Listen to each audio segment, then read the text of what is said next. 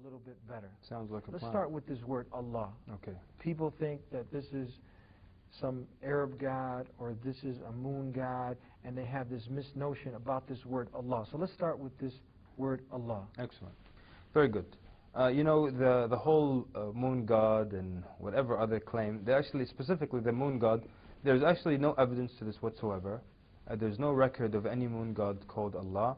But unfortunately, it was people throughout history who couldn't explain away Islam, and so they had to, the best thing they could do is to forge some kind of lie about it, and said that Allah was some kind of moon god in Arabia. And if that were the case, there would be a lot of evidence to that. There would be Arab poetry talking about this moon god, but we don't have anything of that sort. The name Allah is very simply, or the word Allah is the name of God in Arabic. And I always tell people, if you go to any country where there are Jews who speak Arabic, you'll find them saying Allah. You know, Morocco, Yemen, there's some Jews, and they say Allah. And if you go to a church in any Muslim country or any Arab country, and you'll see that the Arabic Bible says Allah, and those people say Allah. So sometimes you hear people say things like, you know, Allah is not the God of Moses. So you're really, and Christians would say that. So now, what would an Arab Christian say to this? They would be very offended by that, because they worship Allah. And it's a known fact that Muslims, Christians, and Jews, they do worship the same God. They believe in the same prophets. Even the same geographic locations are in both scriptures.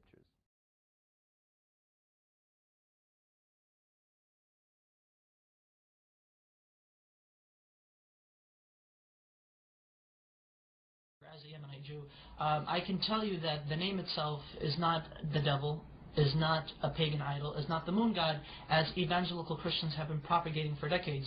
This is a very, very sick cult, by the way, and their idiocy is quite redundant.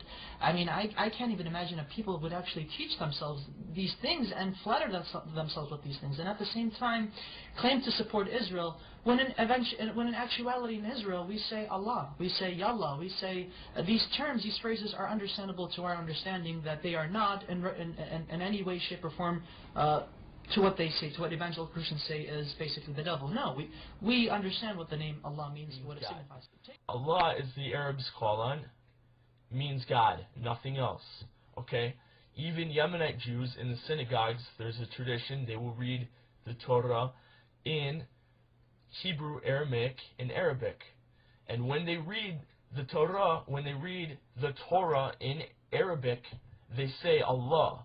Is there anything wrong with this? No, because it means God, just as it does in Hebrew and Aramaic.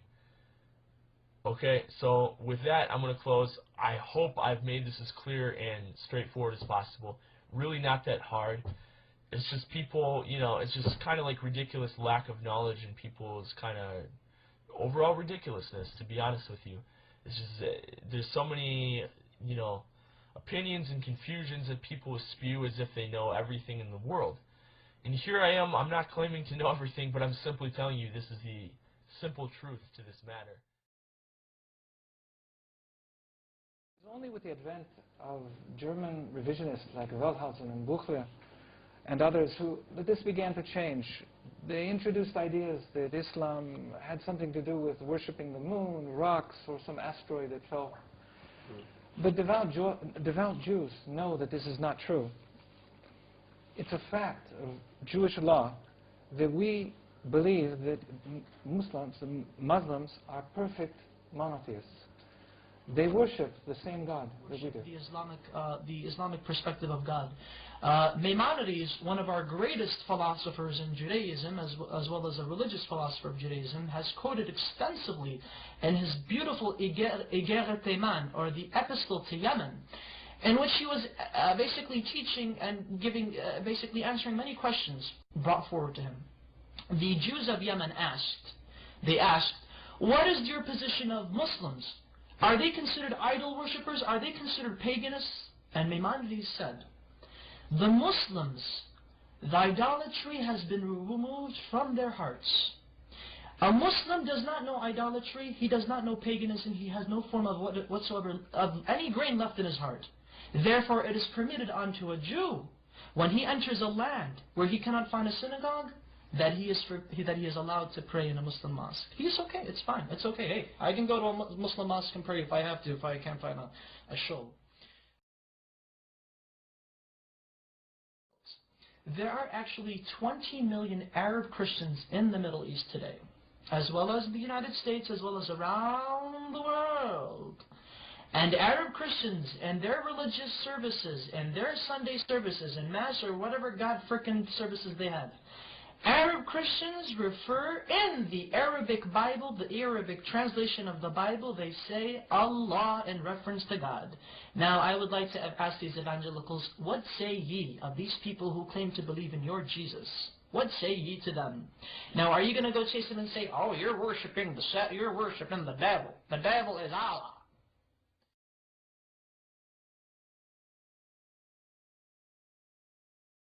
This is the website of BibleGateway.com, a very respectable Christian resource. It advertises or it markets itself as Bible.com. Search for a Bible passage in over 35 languages and 50 versions. I'm going to do a search into a passage for Genesis, the chapter of Genesis. We'll start from verse 1 and see, and the selected translation, I'll select the Arabic, look at passage, and here it is. Genesis, or Tekween in Arabic. We're all familiar with this passage of the Bible, and it starts like this. This is from the New International Version. In the beginning, God created the heavens and the earth. Now the earth was formless and empty, darkness was over the surface of the deep, and the Spirit of God was hovering over the waters. And God said, let there be light, and there was light, and so on and so forth. In Arabic, the same chapter reads like this: في البدء خلق الله السماوات والأرض وإذ كانت الأرض مشوشة ومقفرة وتكتنف الظلمة وجه المياه وإذ كان روح الله, and so on and so forth. فأمر الله خلق الله وسمى الله ثم أمر الله. Allah is who is ordering, who is doing, who is creating. I will do a very simple search on this passage to see how many times the word Allah is used in this single passage. Genesis from 1 to 31.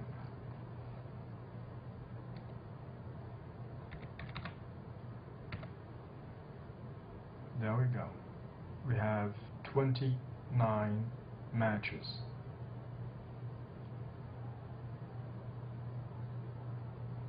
In 31 verses, in a single chapter, the word Allah is repeated 29 times.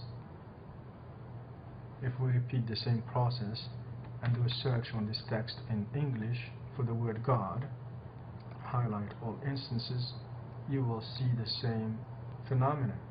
The word God is repeated 29 times in the English text. Conclusion: the word Allah is the translated English word God in the Arabic Bible. Allah is God and God is Allah.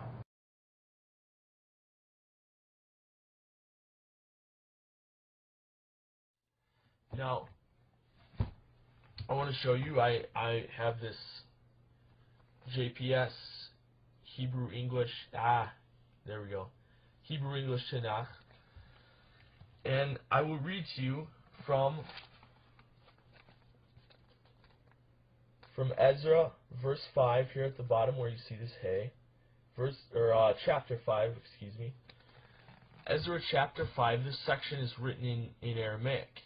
I will read you the phrase at the end of Ezra chapter 5 verse 1. At the end of verse 1 it says the phrase God of Israel. Now this is written in Aramaic, like I said. How does this read in the Hebrew Bible in Aramaic for the phrase God of Israel? And it reads Allah Yisrael. Okay? That's an Aleph Lamed Hey. The same things when Arabs say Allah, they're saying God. That's what it means. It's the exact same. Allah in Aramaic, Allah, and also in Aramaic, another way of saying Aleph, Lam, and Hey, God, is Allah in Aramaic. That's strikingly similar to Allah in Arabic. No real difference here. There's not really, I mean, again, it's the same word. Together, because our goal is to announce to the world, God is one, His royalty is one, His name is one. Or as you say it in the Quran, Allahu Wahad, Allahu Samad, Lam Yallad wa Lam Yullad. God is one, God is eternal, and our dream is to announce it, united, announce it to the world. And this is what our foundation is trying to do together, and this is why I'm here today. Just lets you know that classical Arabic is very close to classical Hebrew, biblical Hebrew, as well as classical Aramaic. They all tend to agree, they all agree in unison that Allah, Hashem, Allah are, through etymology, which is the study of the root of words, have come to unanimous agreement that Allah is the perfect Arabic name of God, that it cannot be made into a male. Through its perfection, it cannot be made into a male gender nor a female gender. Rather, it is a neutral personification, not personification, but rather a neutral attribute to God. Such wonderful. First of all, we have to thank Allah. That's the beginning of everything. Bismillah, I want to thank Allah that brought me here from Jerusalem to Istanbul this afternoon, and I have no words how to express my obligation to Allah that gave me such a great grace.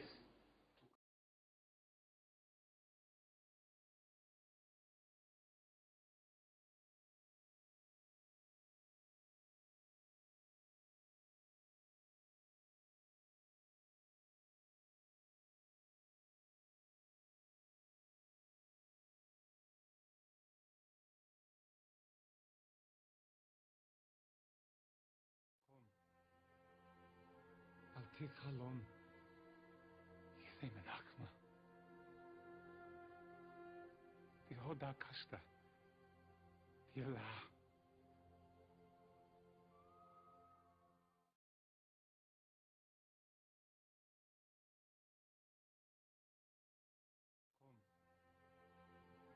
Alti Khalon, Yithei Menachma, Tihoda Kashta. Yalla.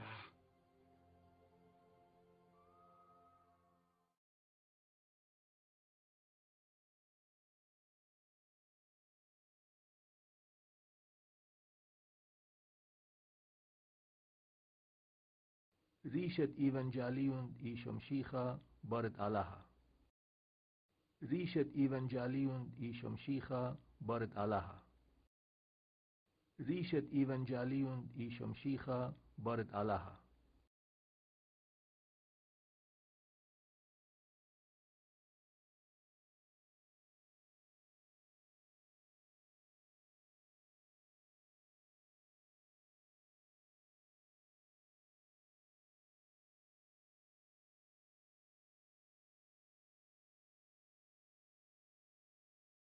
This is the 6th chapter from Luke, and we are reading from the King James Version. I'll read verse number 12. And it came to pass in those days that he went out into a mountain to pray, and continued all night in prayer to God. This verse is talking about Jesus. If you read it from 1 all the way to 12, the personal pronoun he refers to Jesus. And the verse says, and it came to pass in those days that he, meaning Jesus, went out into a mountain to pray, and continued all night in prayer to God. This is Jesus praying to God.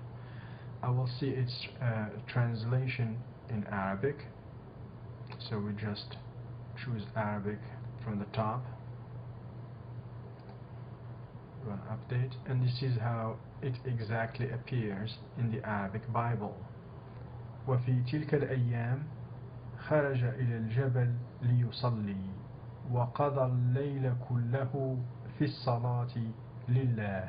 Jesus spent the entire night in prayer to Allah.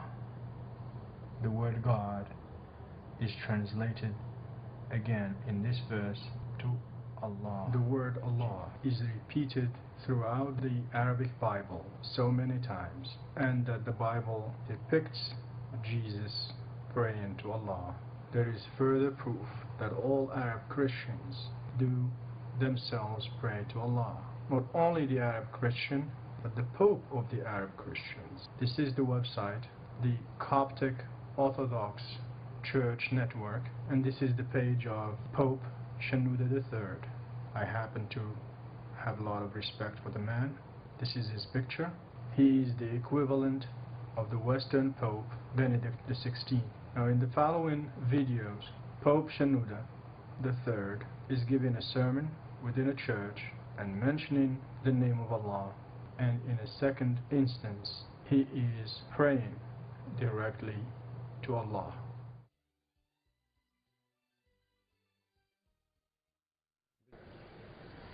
كلمتكم في الأسبوع الماضي عن الله الغفور. من ضمن أسباب غفران الله للناس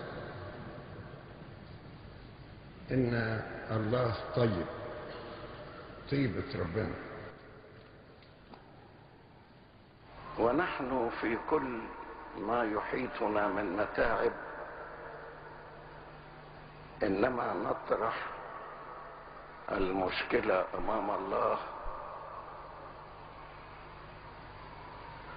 ونتركها في يديه ونقول له لتكن مشيئتك.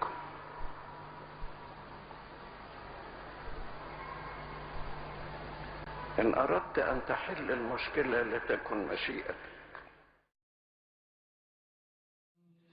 الله لا إله إلا هو الحي القيوم لا تأخذه سنة ولا نوم له ما في السماوات وما في الأرض من ذا الذي يشفع عنده إلا بإذنه يعلم ما بين أيديهم وما خلفهم ولا يحيطون بشيء من علمه إلا بما شاء وسع كرسيه السماوات والأرض ولا يؤوده حفظهما